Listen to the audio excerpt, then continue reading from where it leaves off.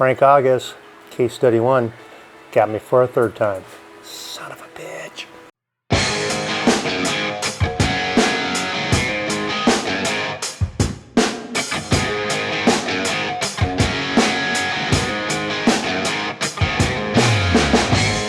Hey, it's Matt from Bourbon Banters 2020. Today's review is going to be on Frank August Case Study 1. This is my third bottle, and oh my God, do I got a story for you on this one. Case Study 1. I got this. I ordered, me and my buddy Jeff, I can't remember if it was New Year's Eve or whatever. We're talking bottles, this and that. It could have been Christmas Eve. Ordered this thing, I saw it, I'm like, dude, I gotta get it. Gotta get it. You know, I've had the small batch, I've had the single barrel. Now I got the Case Study 1, and there's a Case Study 2, there's another one, you know. So basically the story on this, first of all, this is a kick-ass bottle. I think this is a great decanter, or even an infinity barrel. You know, you can take the sticker out the back. It's cool. The cork top is probably about 4 pounds. So if you had to defend yourself, I'm sure you can probably, I've been looking forward to do this review. You could probably knock someone out with the metal top on there. So I've been looking for this thing, and I'm just so damn curious. And I'm gonna pour a pretty fat one here because I really, you know, when you drink a bottle and, you know, so many taste similar. This is gonna be one of those that do not. They don't. If you're set in your ways and you like your specific bourbon whiskeys and you're afraid to step outside of that path that you're on, you're not gonna like this. But if you're willing to take a stab at a little bit of different, a little off the beaten path, it's for you. But what kind of makes it hard is the price. It hurts. It hurts so bad, but they got me 3 times. You know, I think the single barrel was like 70 bucks. I mean, the small batch was like, you know, 70 bucks. Single barrel was like 125, 130 bucks. This one comes in at $200 fucking dollars, and it fucking stings a little bit because you're not sure, but you're taking a step. So I'm gonna go, so this is Frank August Mizunara Japanese Oak Bourbon Whiskey. That's what they call it. That's the title. The beautiful liquid, juice, booze, bourbon, whatever you want that's inside it. It's great. Comes from an unknown distillery in Kentucky. Rumor has it, rumor comes from Buffalo Trace. My understanding that there's a NDA, no disclosure, NDC, whatever. It's been signed by Frank August, the company. It's not a person, it's a business. Just in case they screw something up and they put it out and, you know, Buffalo Trace is like, fuck, it ain't my shit. They want no problem with it. But, you know, a little history on the Mizunara barrel, the oak. I guess it's obviously a Japanese oak, takes a long time to grow, very curvy, has to dry out, takes a long time to dry out, and they make the barrels. So I'm assuming the barrels are fucking expensive. I'm wondering if those barrels have certain type of flavors that come out of that oak, which they probably do. It's a various finish, Case Study 1. It's hand-selected 5 Mizunara Japanese oak barrels, and the oak is very porous. So you're gonna get all kinds of bourbon inside those oaks, and it's just going to pull out some whatever crazy flavors on those things. So what they do is they get whatever barrels they got from Buffalo Trace, put in these barrels, let them sit, and basically what they're trying to do is see what that oak can, you know, provide. You know, a little bit different flavors and this and that, something a little bit different. And they taste them every 30 days to see what they think is the best. Then I don't know how long they say they taste it every 30 days. It could be a month, 2 months,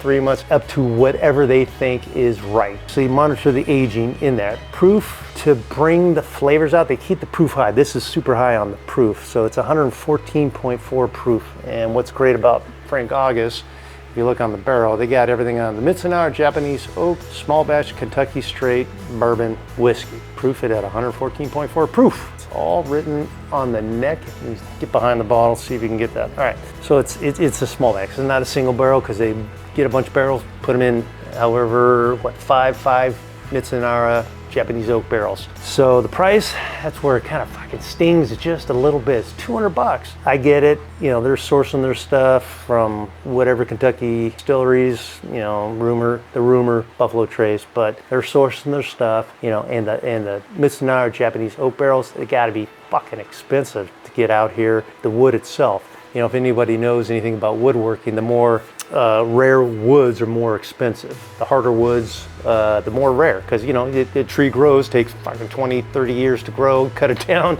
make tables or whatever. The more rare, the more price of it going up.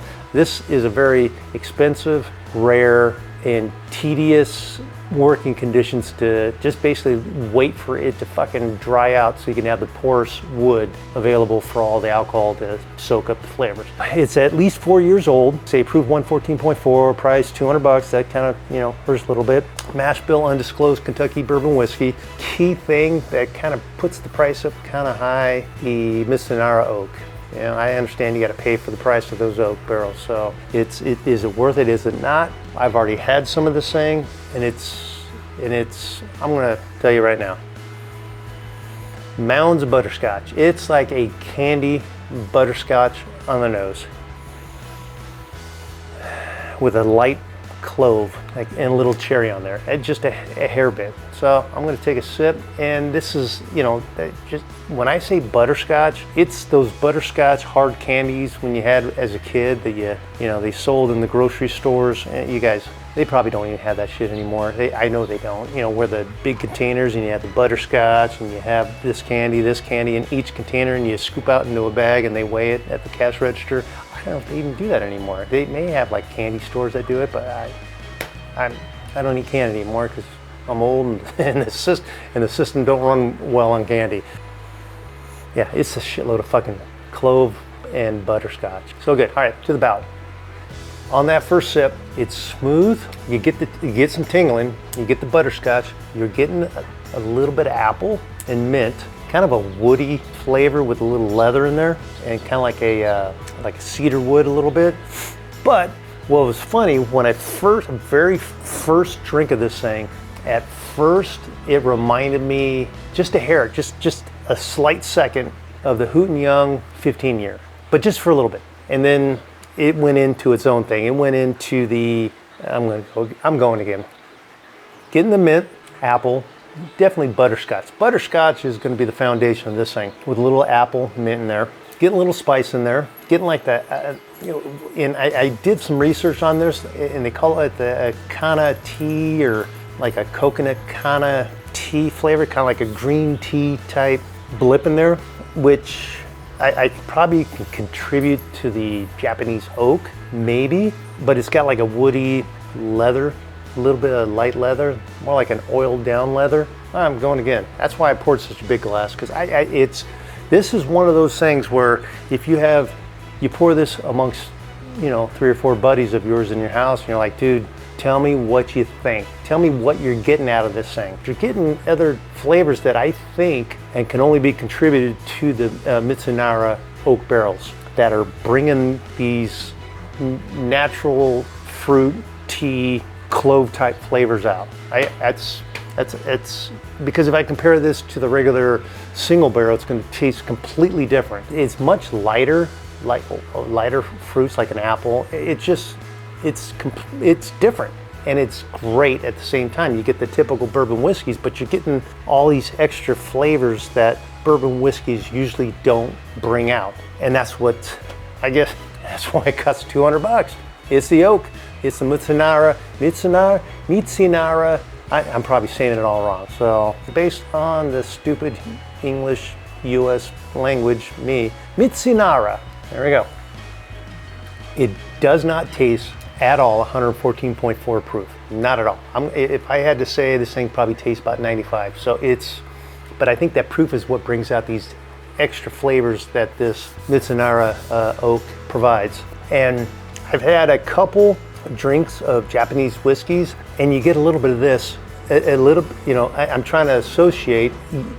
That's why I'm kind of pointing these specific type flavors are coming from the oak, because if it's Japanese whiskey, chances are it's going to be in Japanese barrels. So this is good. I was at first wasn't sure, but the more times I drink it, flavors of like the clove, the apple, the butterscotch, the mint, a little bit of pepper in there come out.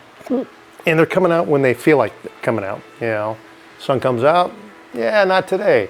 Sun comes out tomorrow, I'm giving you some.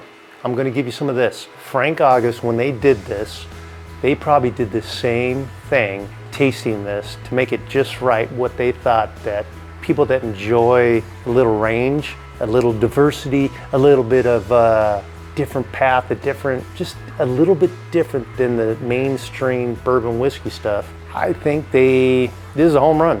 It's going to fall in the great category for me, for sure, but I'm not going to go buy another one. This is going to be a special occasion bourbon for me. I'm going to put it in the lock case that's not locked to separate it for not just anybody to drink this thing, or, you know, heavens forbid they mix it. I'd fucking kill them. This is going to be for the people that know how to grab some flavors. Take one more, give you the finish on this thing, and let you know, because this is, I've kind of cat's out of the bag. It's fucking great. Still getting that apple and mint and butterscotch. Just like on the nose with the butterscotch. Palate, apple, mint, butterscotch, a little bit of leather, and it's light. It tastes light. It's light, but it coats at the same time. You know, it's just very hard to explain, and I think this is a mystery novel for, you know, Frank August did a great job. They wrote a great book, testing it every 30 days, and they go, hey, look, we've been drinking this thing, and it's been changing every single time we did it. On the finish, you're getting that butterscotch and a little bit of rice spice, and and it kind of fades into like a cherry oak on that finish, and it's just hanging. It's been hanging the whole time. It reminds me of the cherry blossoms that, you know, Japan gets. I've never traveled there, but I've seen pictures, and my daughter-in-law is from Japan, and it's just the way she describes how beautiful it is. I think this thing here gives you that impression. You drink it, you're going to think Japan, you know, in the fall, the cherry blossoms or the leaves changing with the background of the green. It kind of puts you in that scene. This thing here is definitely one of those bottles. It's a great bottle. $200 worth. I'm going to say yes. It's $200 worth. I think it's well worth it. You know, should I get a second one? That'd be great if I could. You know, I'm just an average Joe living in a bad economy that's deliberately done by this U.S. administration. Make us hurt. So I think it's well worth the $200 because this bottle makes you think. It makes you grab flavors that you normally don't do. You know, that, like I said, the single barrel it's fucking great too. And I think I gave it a great, but I thought it was a little on the expensive side because you can find other bourbon whiskeys that are similar to it. This thing, I've never tasted anything else that's been close to it. Anything. Maybe a Hooten Young, but even then, even when the Hooten Young 15 year, it caught my attention, but it didn't give so many different flavors each time you took a sip. So is it worth it? I say the flavor volume on here is a 9, and if you're talking about music, it's like the indie rock or indie pop or indie whatever. It's different, but it feels so good. This is one of those things that it's completely different than the main bourbon whiskeys because 100% it's based off that Mizunara oak Japanese barrels. There's no other reason. I don't think you can replicate that with anything else bourbon whiskey community can do, unless you put them in those Mizunara Japanese oak barrels. I think it's great. It's great. I usually don't have a whole lot of greats. You know, greats. I'd love to get a second one, but it'd be tough. If I saw it on the shelf for $200 and I was feeling right, I'd buy a second bottle. It's that good. Hey, this thing, I got so many fucking notes, scratches, things like that. You know, just trying to, I want to give you the proper review on this thing. $200 is a lot of fucking money. If you're willing to pay that for, it's for the different flavors experience, yeah, it's a no-brainer. To break through to that flavor, it's a comparison of going to Meow Cat with a gummy, and this is, it separates itself from, I think, the whole bourbon whiskey. So with this whole case study 1, hey, if you see it on the shelf for $200, it's a definite buy, but the only asterisk on there is if you're willing to enjoy different flavors that wow you. I don't know, that's the best way I can put it. I'm Matt. Hey, hit the like button, subscribe. It's a definite buy. It's a kick-ass fucking bottle. Case study 1, I bought 3 of these motherfuckers. you know, the single barrel, the small batch, and the case study 1. And my buddy's got the case study 2, and maybe I'll just get a sample and see if I can knock out a 4th one. Do a fucking hat trick +1. So I'm Matt, I'll talk to you later.